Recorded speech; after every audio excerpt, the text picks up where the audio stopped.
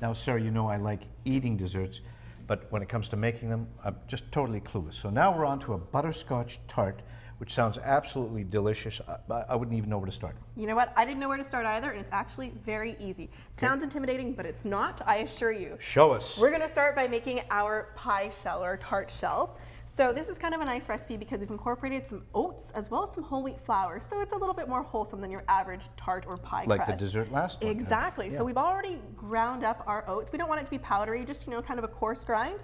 We also have some brown sugar, which we're going to add to our food processor. I like to make my doughs in a food processor because it's a lot easier than doing it by hand. That way you're not sort of making your dough really warm. Exactly. So that was whole wheat flour, brown sugar, regular flour. There we go. And so we're going to put that all together and we're going to give it a couple pulses to mix it up. Doesn't really need that much then. Nothing at all. It's so easy. It's so fast. Then we add our cubed butter. Let me get you to pass me the fork. Thank you. That's great. So this butter is softened, but it's still cool. So you don't want it to be like warm butter because then it's going to make your dough not very nice. Yeah, I'll so get it's rid still of a little bit cool. Thank you. We're going to pulse a couple more times.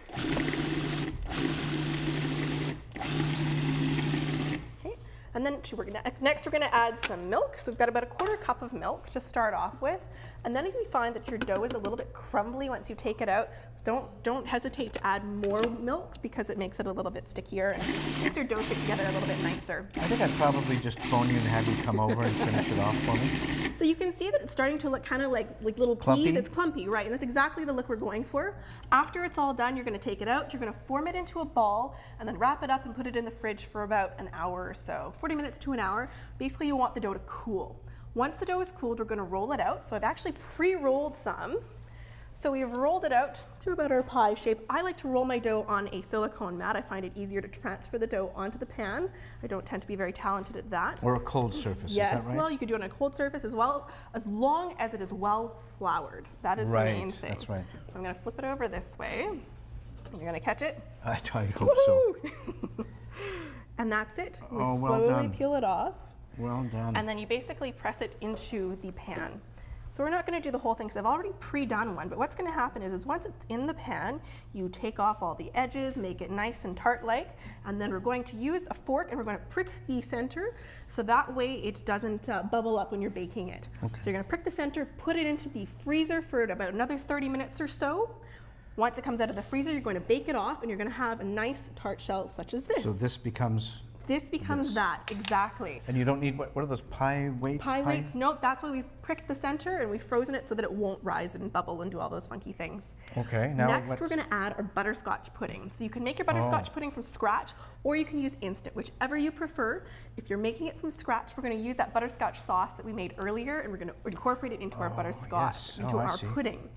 And then we're gonna add our pudding to our pie. Yeah. Okay. And so both instant and homemade pudding are great sources of calcium because it uses a lot of milk, right?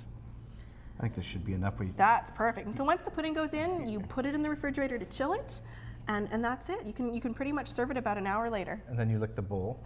Absolutely. Yeah. Oh. And so you can make this as individual tarts or as one large tart. In a tart shell, the difference is that the center actually pokes out, so you can remove the tart entirely from the shell, and then you can see the scalloped edges. You don't have to do it in a tart shell, but it always looks a little bit nicer. Now, okay, yeah, I got you. So you had the choice of either using like a big one, yeah, you could, or oh look, I have some. Or a small one, so you could have individual tartlets. Oh gosh, that's. It's messy when we cook, but it's always good, right? It makes it better that way. Lovely. And now this, that's just the flour was was that just you had to roll the dough out, so we're good with that. So that's it. This is a very quick, somewhat wholesome, sweet dessert. Oh, beautiful. We're going to take a quick break, as we do occasionally, and we'll be back. This tart might not be back, but we will be. So stick around.